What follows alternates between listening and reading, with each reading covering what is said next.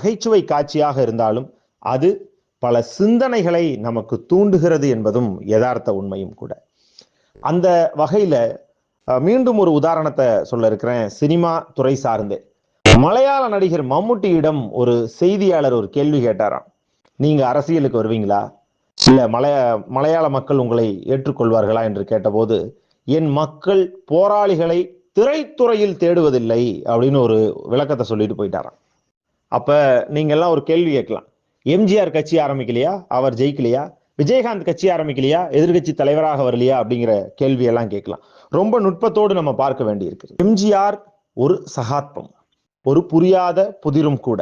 காரணம் என்னன்னு பாத்தீங்கன்னா, அன்று எம்ஜிஆர் கட்சி ஆரம்பித்த காலகட்டங்களில் மக்களிடம் இவ்வளவான விழிப்புணர்வு இல்லை. திரைத்துறையில் தோன்றும் கதாநாயகர்களை கடவுளாகவே பாவித்த காலம் அது. அதையெல்லாம் கடந்து தனிமனி